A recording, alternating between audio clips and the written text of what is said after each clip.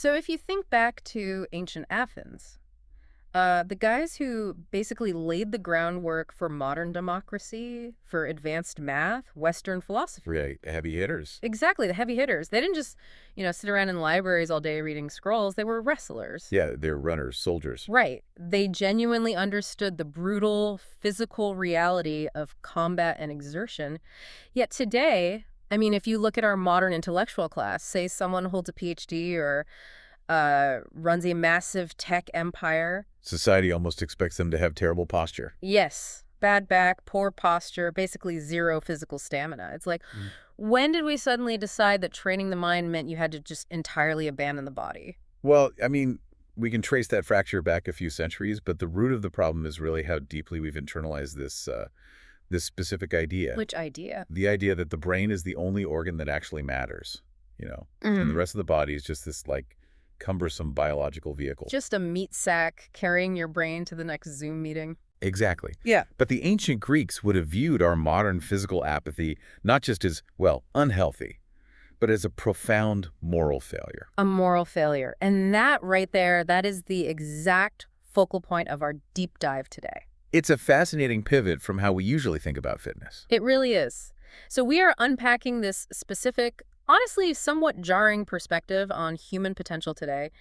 It's drawing from a framework known as the Socratic path to physical and purposeful awakening. And at the absolute center of this is a singular quote from Socrates. Right, which we're going to deconstruct. We're taking this ancient warning and applying it directly to a very modern, very specific crisis. The 30-something void. Yes, the psychological void of being in your 30s, feeling completely lost and having just zero direction in life. Which, requires us to look at this source material not as just a piece of ancient trivia, right? Yeah, this isn't a history deep dive. Exactly. It's a biomechanical and psychological blueprint. Because if we isolate the mechanisms Socrates was pointing toward, we actually see a highly sophisticated understanding of neuroplasticity. Wow, really? Oh, absolutely. Neuroplasticity, personal agency, and the biological feedback loops that basically govern how we perceive our own potential. So it's a framework for dealing with modern chaos. It is. It's a way of taking a decentralized, chaotic modern life and anchoring it back to the literally only thing you actually have absolute control over. Your own body. Man, I love that. But before we actually read this quote, I want to address the listener directly for a second. Go for it. I want you to evaluate your own baseline right now. Just think about the specific type of exhaustion you feel at the end of a really long week. That Friday night feeling. Right, that Friday night crash. Is it a physiological fatigue? Like, because you've pushed your muscles and joints to their absolute capacity? Usually not. Exactly. Usually not. Or is it that modern, buzzing, sort of neurotic exhaustion where your brain is completely fried from decision fatigue and blue light? While your physical body hasn't actually exerted itself beyond, walking to the kitchen. Yes. If your body is dormant while your mind is entirely overwhelmed, you are the exact target audience for what Socrates is about to say. So let's examine the quote itself. Read it for us. Socrates states, "It is a shame to grow old without seeing the beauty and strength your body is capable of." It is a shame. The word that just immediately demands attention there is shame. It's a heavy word. It is. Because if I don't know, miss out on a good stock investment, that's unfortunate. Or if I don't travel in my 20s, maybe that's a missed opportunity. Sure. But shame carries this intense moral weight. It implies culpability, Why does Socrates frame unrealized physical potential as an indictment of your actual character? Well, to understand that, we kind of have to look at the Greek concept of personal responsibility. Okay, lay it on me. The shame Socrates refers to here is not about public embarrassment. It's not about someone laughing at you at the gym. It is an internal failure. It's the realization that you are granted custody of a biological architecture of just staggering complexity. We're talking millions of years of evolution. Exactly. You have a central nervous system capable of explosive power, muscles that literally adapt to extreme stress, a cardiovascular engine of immense endurance. And we just let it sit there. Right. To let that machinery atrophy through sheer apathy is, well, to the Greeks, a violation of your duty, to your own existence. Wow, a violation of duty. It is willful ignorance. You are basically choosing to live in a mere fraction of your given reality. Okay, I have to challenge the premise slightly, though, just to play devil's advocate. Please do. In a modern context, couldn't someone argue that focusing intensely on the physical body is actually just a form of vanity? How so? Well, we face global crises, right? Economic instability, super complex social issues. Isn't it, I don't know, a bit narcissistic to spend hours optimizing your deadlift when you could be dedicating that exact time to intellectual or social pursuits? So that assumes a false dichotomy. And that's a trap the Greeks literally never fell into. Explain that. Vanity is an obsession with the superficial perception of the self, like how you look in a mirror. Right. But the Socratic physical pursuit is about exploring the functional limits of the self. Your body is the sole instrument through which you experience and manipulate the physical world. Okay, that makes sense. Right. So if your instrument is dull, if it's weak and easily fatigued, your ability to enact your will upon the world is fundamentally compromised. So it's not about the mirror at all. Not at all. The strength he is advocating for isn't for an Instagram photo, it's for agency. That actually brings us perfectly to the phrase grow old in the quote. He explicitly ties the shame to a timeline. Yes, time is a massive factor here. Right, because this isn't some open-ended suggestion like, hey, get to this whenever you have free time. There is a biological ticking clock. There is. Because the biological window for exploring your maximum physical capacity is definitively finite. We are talking about cellular aging here. Exactly. Sarcopenia, which is the age-related loss of muscle mass and function, that begins to accelerate significantly if the body is not subjected to resistance. It just starts fading away. Yeah, bone density peaks and then begins this very slow, inevitable decline.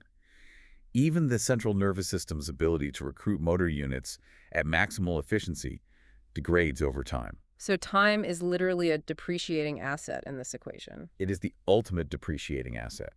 Socrates is warning against the irreversible nature of this specific regret. Irreversible. Because if you wait until you're, say, 65 to wonder what your absolute biological ceiling was, So it's too late. it's entirely too late. The machinery can no longer reach that ceiling. The structural integrity has shifted. The opportunity cost of delaying this is absolute. Right. You literally go to the grave never having met a fully actualized version of yourself. Man, it's like being handed the keys to a high-performance sports car, right? Okay, yeah. And you only ever drive at 15 miles an hour in a grocery store parking lot. That is a brilliant analogy. You literally go to the junkyard never knowing what the engine could actually do. That is a shame. It's a tragedy, honestly.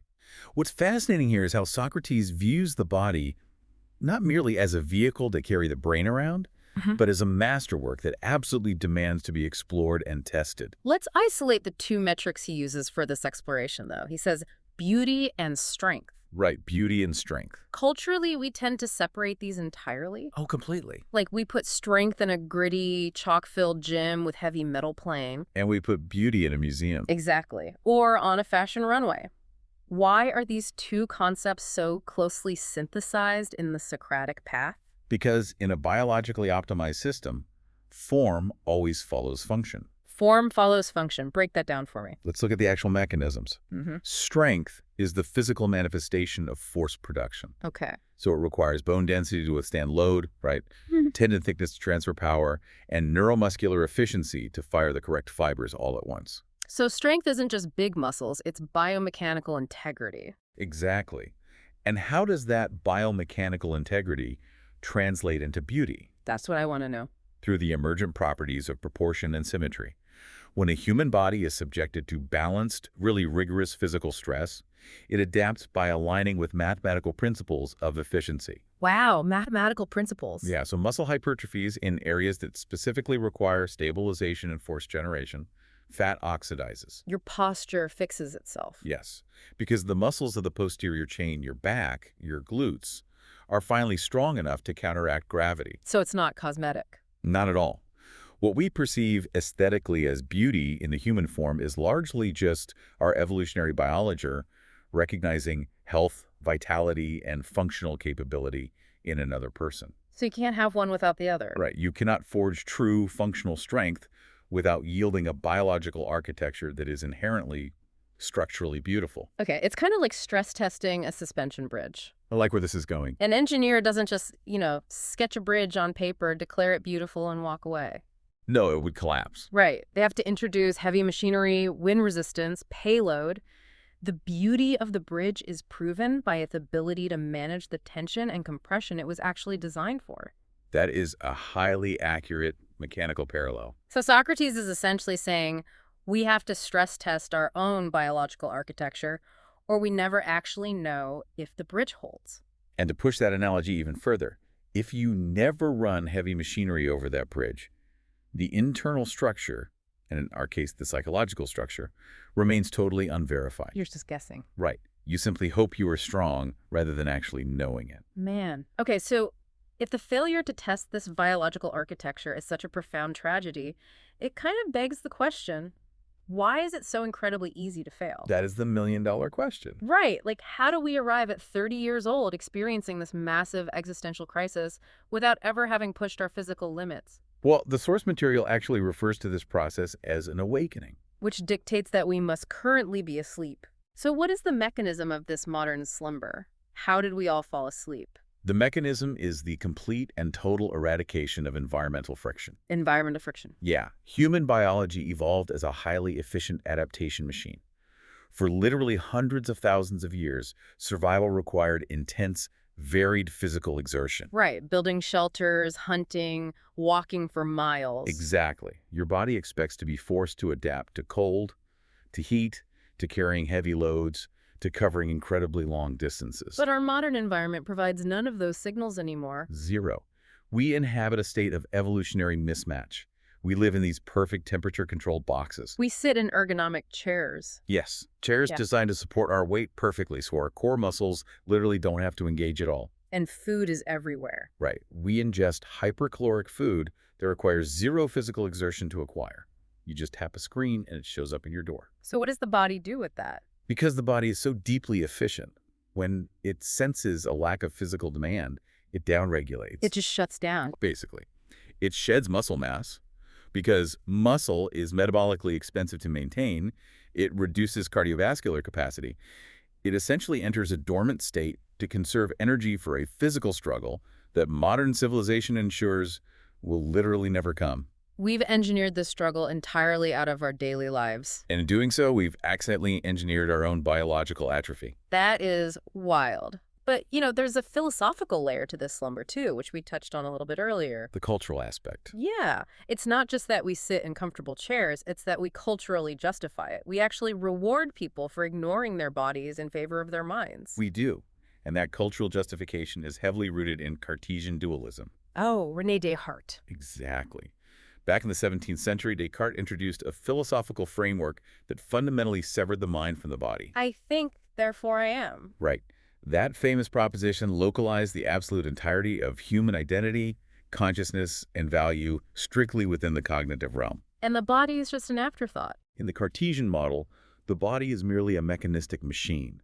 It's just this fleshy automaton that happens to house the all-important intellect. And the Industrial Revolution, followed by our modern knowledge economy, basically weaponized that philosophy, right? Oh, without a doubt. Because we pay people exclusively for their cognitive output now. The body is just viewed as a liability that, occasionally needs sleep or gets sick and interrupts the workflow. Exactly. The modern corporate structure is the ultimate manifestation of Cartesian dualism. But the ancient Greeks operated under a completely contrary paradigm. They would have hated the corporate office. To them, the Cartesian split would have seemed not only absurd, but genuinely dangerous. Because of arete. Right, yes, arete. Which translates roughly to excellence or virtue. But arete was holistic.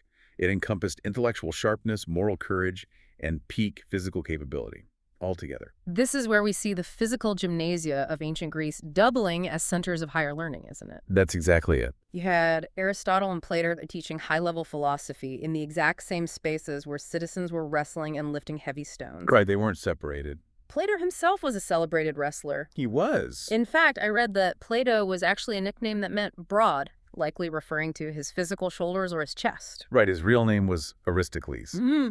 The Greeks understood that our entire perception of reality is mediated through our physical physiology. The mind doesn't just float in a jar. No, it is bathed in the neurochemistry generated by the body.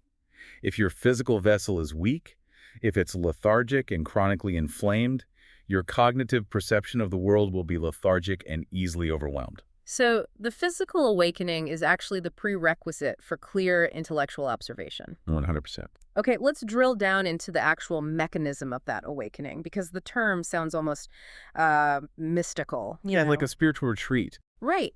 But it's actually a brutal biological process. Yeah. What actually happens in the human system when someone decides to forcibly wake themselves up from this modern ergonomic slumber? It requires the deliberate, voluntary reintroduction of severe physical stress. Severe stress. Yes. When you subject a muscle to a load it cannot comfortably move, you create micro tears in the muscle fascia. You're actually damaging it. Exactly. You spike your cortisol levels, you force the central nervous system into a state of acute alarm, demanding that it recruit completely dormant motor units to move the weight or to sustain the sprint. So it's essentially a controlled biological crisis. It is a controlled demolition. But the awakening occurs in the aftermath. During the recovery. Yes. When the body recovers, it overcompensates. It thickens the muscle fibers, it increases bone density, and more importantly, physical exertion triggers the release of something called brain-derived neurotrophic factor, or BDNF. BDNF, what does that do? It acts essentially like fertilizer for the brain. It stimulates neurogenesis and vastly increases neuroplasticity. Wait, really? So you're building your brain by breaking your body? Yes. By breaking the physical body down and forcing it to rebuild stronger, you are simultaneously rewiring the brain's capacity to handle stress, process information, and adapt to completely novel challenges. Okay, that biological mechanism maps just perfectly onto the central crisis we are exploring today. The 30-year-old crisis. Exactly. The 30-year-old who feels completely lost, completely devoid of direction, and just paralyzed by the uncertainty of their future. It's so incredibly common right now. It really is. Let's analyze why that specific age, around 30, triggers such a profound existential freefall. Well, the age of 30 often marks the complete and utter collapse of institutional scaffolding. Institutional scaffolding, like Yeah. school and stuff. Exactly. From early childhood all the way through your 20s, society provides a very structured, very rigid map. Right. You go to high school, then college. You progress from grade to grade, you seek a degree, you acquire some entry-level position. The goals are highly visible, universally agreed upon, and largely external. But then the map just runs out of ink. Suddenly you wake up at 30, and there is no syllabus. There is no clear next step. And your peer group just fragments. Oh, completely. You see your peers fragmenting into completely different life paths. Some are accelerating in these massive careers. Some are having children. Some are moving across the world, and some are chronically unemployed and living at home. Right. So the external metrics for success just completely dissolve. And when those external metrics dissolve, you're just left spinning. The individual experiences a severe crisis regarding their locus of control. Let's talk about that locus of control. Yeah. Because that feels central. It is. If you lose your job due to macroeconomic shifts, right, or you face rejection in relationships, you are suddenly confronted with the terrifying reality of how incredibly little influence you actually have over the external world. You feel like a totally passive observer in your own life. Entirely at the mercy of variables you cannot manipulate. And that lack of agency breeds paralysis and deep, deep depressive states. So if a listener is like sitting in their car right now, or maybe staring at their ceiling, feeling that exact paralysis. Feeling completely devoid of agency. Yeah. How does going to a gym and intentionally tearing muscle fibers fix a career crisis or a lost sense of identity? I know, it sounds disconnected. Right, because I can hear a skeptic asking, doing a heavy squat doesn't update my resume. It doesn't fix my bank account. How is this not just a giant distraction from the real problems? It is not a distraction. It is the absolute reconstruction of your psychological baseline. Reconstruction, okay. When you are lost in life, you need to establish a domain where your locus of control is absolute. And you can't control the job market. You cannot control the housing market or corporate hiring practices, but you have unmitigated sovereignty over your own physical tissue. Sovereignty. Yes. If you prescribe a physical goal, say, increasing your cardiovascular output, lifting a specific weight, mastering a physical movement, and you execute the required effort, the biological adaptation is guaranteed. So the effort to reward ratio is basically a closed circuit. Precisely. It is a closed circuit. And this is where the neurobiology of agency really comes into play. Tell me about that. When you set a difficult physical parameter, confront the intense discomfort of it, and eventually achieve the adaptation, you heavily stimulate the dopaminergic pathways in the brain. And dopamine isn't just about pleasure, right? It's actually not merely the pleasure chemical, it's the molecule of motivation and reward prediction. Ah.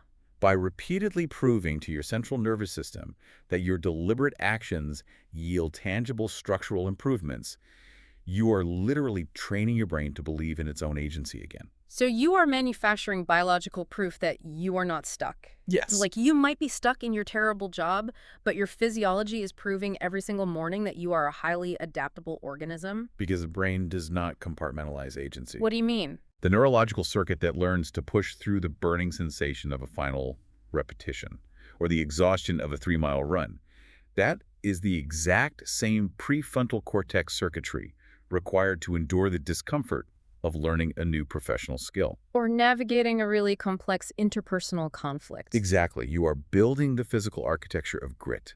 You are taking a decentralized, chaotic life and anchoring it to a daily, measurable practice of voluntary struggle and guaranteed adaptation. Wow.